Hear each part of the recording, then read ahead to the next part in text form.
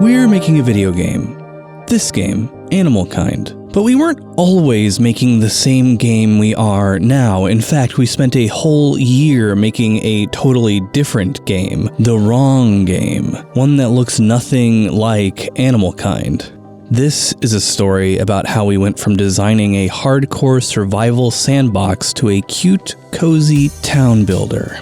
When we first started out, we knew we wanted to make something distinct, or maybe it's not quite the right word. What's a better word? Oh, look at that. Word Hippo has us. Uncommon. Yes, we wanted to make something uncommon. From the very beginning, we wanted to make a game that had these core pillars in them. Number 1, we wanted to have cooperative gameplay that you can play with friends. Number 2, we wanted there to be lots of ways to be creative and tell stories about your experiences in our game. And number 3, we wanted to find a concept that was fun and delightful not only for our players, but for us. These are pretty broad guidelines and a lot of types of games can fit within them. This is the end position, the main direction we wanted and want to get to, the end goal. There are many paths we could take to get there, but the way forward was ultimately obscured to us, so we did what anybody would do. We forged ahead, picking a path and moving forward down it, hoping that the way forward would reveal itself along the way. We decided to make a hardcore survival game because that seemed like it'd be fun to us, and it seemed like a game that a lot of gamers would want. And what's the point in making a game if nobody wants to play it? It's here, however, that we made our first mistake, but we will get to that in a minute.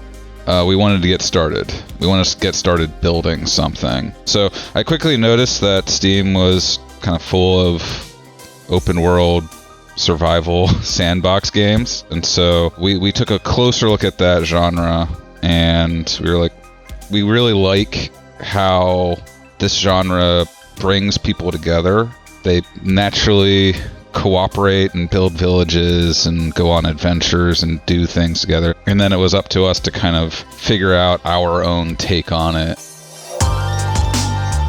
The game we decided to make was codenamed Skyhold, and it took place in the sky, on islands in the sky, point of fact. It was an open-world survival game in the sky with procedural generation, airships, crafting, the works. You started on a floating island that was slowly falling toward the ground, and you were pressed to find resources to repair your airship to escape imminent doom. You could crew your airship with your friends and fly between player islands and hunt for treasure and the like. We started working on some prototypes, but that's when some problems started to show up. So it was very like a technical reason that took us to Skyhold, which had floating islands and characters, just almost generic human characters, exploring them. And we were trying to find a hook. Okay, let me stop Steven right there for a second. What is a hook? Well, a hook is simply a thing that gets you hooked into a game on like a fundamental level. Like the hook of The Witcher is you're an attractive monster hunter trying to save the world in a dark fantasy, or the hook of Dark Souls is, it's actually kind of the same hook, except you're not very attractive. The hook of Animal Crossing is that you're building a cute island with cute animal companions. It's basically what makes your game interesting in a single sentence. Anyway, back to Steven. And our art director at the time was telling us like, the theme is doing nothing for him. Like, it's not helping him. He would basically have to create the hook in absence of assistance from a theme. Because again, it's just kind of like floating islands, kind of, we've seen that before. That's not really like super compelling of a hook. And then the characters themselves, we didn't bring anything to the table yet. And I think naively we were hoping the art director would just kind of come up with something. So an art director handed kind of this bland template is going to have a hard time figuring out like what's special, like where to take the art, because there was nothing kind of implicit in our game direction that suggested the aesthetics of this game world in a kind of unique way. So I think the early warning signs were people responding to the game direction and being like, well, what else is there? Are you sure? Are you sure this is it? which is, it's those are tough questions to hear. A classic blunder. We put our cart before the horse. We started trying to make a game without a central theme. We didn't do this because we were lazy or incompetent. Rather, we expected a theme to emerge organically as we started coding the actual gameplay. We thought over time it would reveal itself to us as we worked on our concept. We thought, erroneously, that the game already complete beneath the marble would be unveiled as we chipped away at the stone surrounding it. But that didn't happen. No, frustratingly, as we worked on the core structure of our game, the aesthetic and themes didn't just magically express themselves to us like a ghost whispering in our ear in the night. They remained stubbornly hidden from us. And themes? Well, themes are everything. If Breath of the Wild were about a gray guy in a gray box with all the same mechanics it has and none of the beautiful set design and unspoken storytelling telling you the history of the various ruins and open fields you're trolling in, it wouldn't have become the smash hit it ultimately was. It'd be hollow, uninteresting, and worst of all, boring. And boring is the opposite of fun, which in fact runs headlong opposed to our third pillar we wanted to uphold. And without a theme, everything we built was average, a blank, featureless slate that we hoped a theme would fill in. Something we hoped that the theme would uplift for us, but that part never actually happened. It hobbled us from easily exploring extreme and novel design features, because why would we explore the extremes in one direction when there are dozens of others that are just as valid and fun? What if all the effort we poured into that extreme didn't work with whatever idea we actually finally landed on? We had to pull our punches, soften our edges, all to potentially pave the way for a theme that never ended up making itself known to us. And by the way, if you're interested in this story and you're still listening and want to follow our game design journey more closely, head on over to our Discord server. There's a link in the description and it should take you right there. It was clear that this was not the right way to move forward. Even chess and checkers have themes that inform their gameplay, two opposing armies vying for control of the battlefield. We spent months at this point working on Skyhold and were running into wall after wall when it came to building the themes of our game. So, we decided to do something about it. We put down Skyhold and returned to the drawing board, and from that drawing board, something new yet familiar emerged. Realizing we were in over our depths, we pivoted, and no, not to Animalkind, to something else. That's right, we didn't just spend a year making a wrong game, we spent a year making 2 wrong games. But we were getting closer. Brian and Brent decided to hole themselves up in the writer's room, or as I like to call it, the cage match. The challenge? Fulfill our design goals, but with a theme this time. Did it work? Cage matches? Yeah, they work. How could they not work? If they didn't work, everybody would still be in the cage. 2 men enter, 2 men leave. Dozens upon dozens of ideas were pitched and conceived for a central theme, but what ultimately won out was young gods. That's what I'm talking about. Vision, a theme. Instead of featureless nobodies, you'd be playing as young gods from myth and legend who were sent to an academy to learn and be tested so that they could earn their status among the pantheon with their parents. It was kind of a Percy Jackson type magical high school game where what god you chose to play as would dictate what powers you had access to. It was still open world and it was still multiplayer and it was even fun. It hit all of our check marks. I personally love this idea as someone who's always been a fan of magical school settings. But that's not the game we're making currently, is it? No, it's not. You see, something just wasn't quite right about young gods, and to pick apart why, well, you've got to grapple with a little bit of nuance.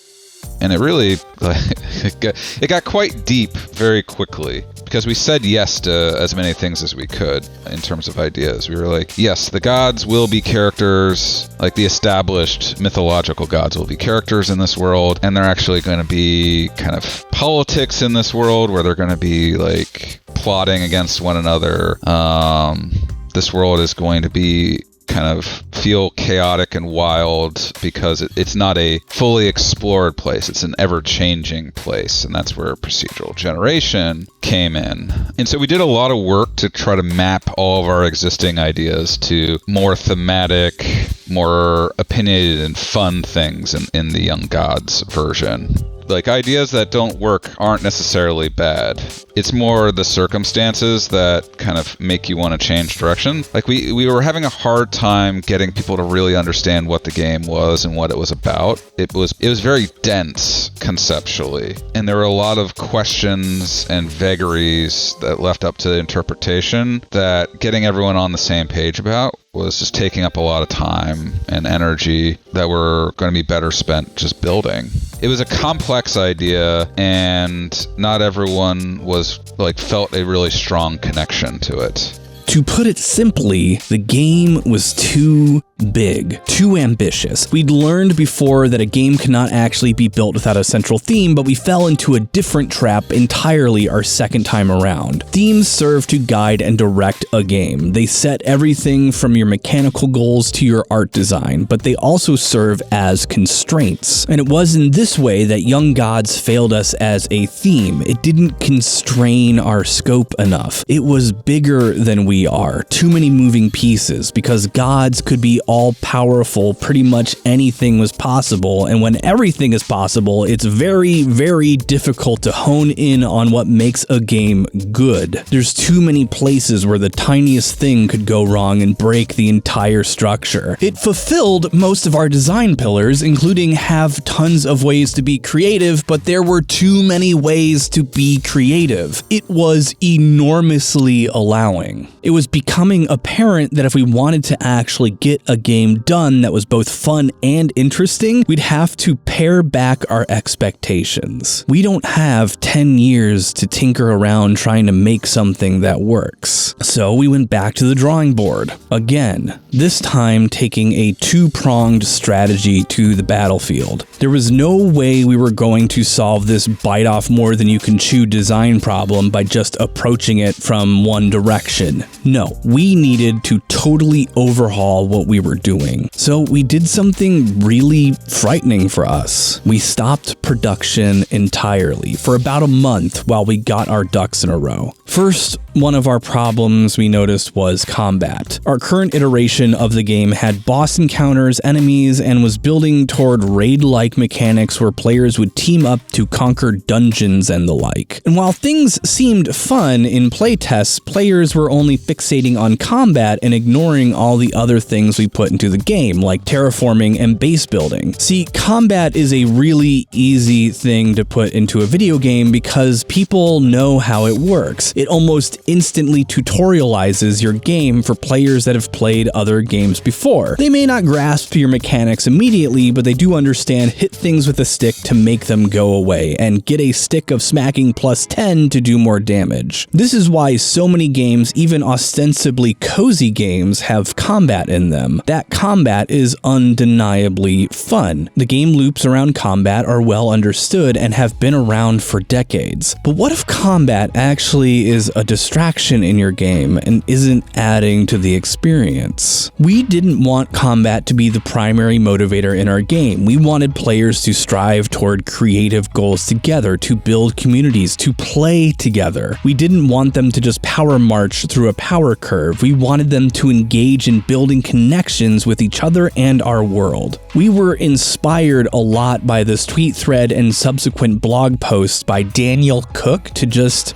axe combat entirely. It wasn't working for what we wanted, so we cut it out. This was a scary choice for us, but I think ultimately it was the right one. And without combat, a lot of our more complicated systems got thrown in the bin. Like upgrade systems, skill systems, our game became a lot simpler and, frankly, a lot more fun. But without combat, we had a problem. Two problems, actually. Problem the first. This whole young gods theme suddenly didn't seem to work too well. Without combat, what use were possible magic abilities you could have as a player? In one fell swoop, we hadn't just murdered combat, but actually gutted our original game concept. Game number 2, and a whole year's worth of progress on it, was thrown onto the cutting room floor. Problem number 2 is that we had to find ways to fill in the gaps that combat left behind. Combat is an easy way, if you get it right, to implement progression and gameplay loops. You go hunting and gathering to get materials, to make a crafting bench to make weapons and tools that let you go into more dangerous zones that allow you to make more advanced tools and weapons, etc., and on it goes. So not only were we throwing out combat, but we were tossing out a baked-in progression system, or so it seemed at the time. Regardless, we needed a new theme, and badly. Enter Prong the Second. We had our art director come up with a bunch of concepts for what we could possibly make moving forward. He came up with a bunch of concepts with the intention of testing our assumptions in various dimensions of what our characters could be. We had steampunk robots, fantasy adventurers, dodged a bullet there with the new Hobbit game coming out, science fiction bureaucrats, current day Earth humans, but this final idea is one that really stood out to us, a throwaway idea, one that he thought was too absurd to even consider.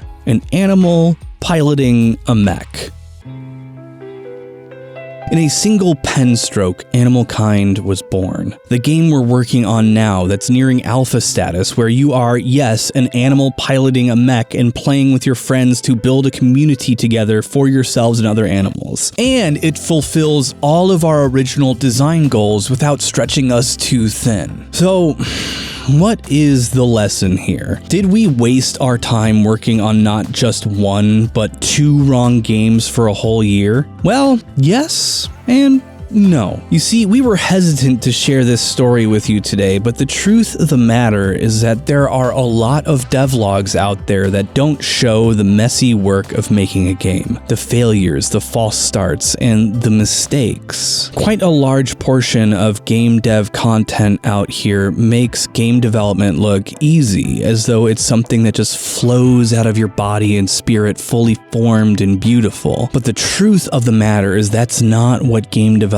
is for most people and studios. And it's here where I was going to leave this originally, with a small anecdote about how finding your way isn't a waste of time or energy or momentum. That the path forward revealing itself is something that should be cherished alongside the challenges, but I think I'm falling into the trap that so easily entices storytellers reflecting on their past journeys to romanticize and polish the struggles so that they all come together with a neat little parable at the end. But the truth of the matter is that there was a lot of acrimony and agony in our path to reach where we are today. A lot of hemming and hawing and wrestling with ultimately what's known as the sunk cost fallacy. The sunk cost fallacy is a natural inclination in humans to shy away from a path or course of action that they've invested a lot of effort into. It leads to all sorts of mistakes in how we assess our choices. Spent $10 on dessert? You better finish it all, even if being overstuffed will make you miserable because you've spent that money already. Or in our case, we spent all this time developing a game a certain way, how could we possibly go back? The sunk cost fallacy was our biggest enemy by a huge margin. Sunk cost in art direction, sunk cost in combat mechanics, and sunk cost in our own understanding of what our game could be.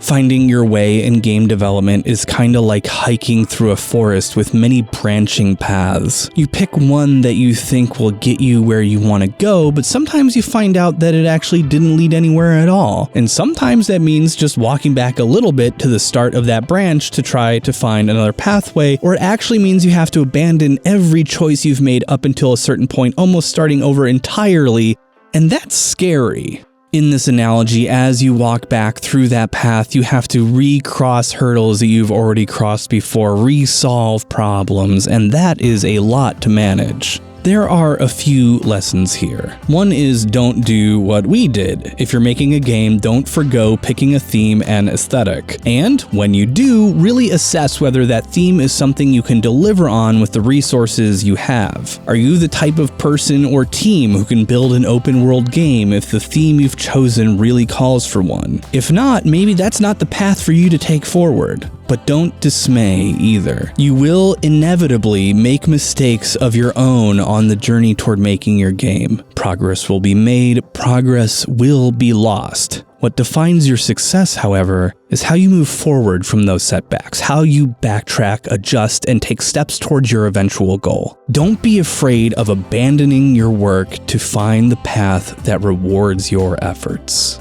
That's a lesson a lot of us can take into our everyday lives, don't you think?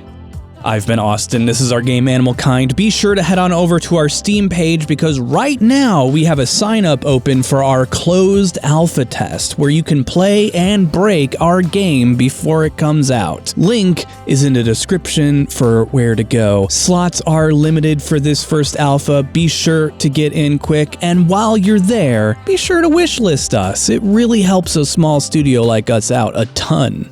I can't wait to talk to you guys again. Bye.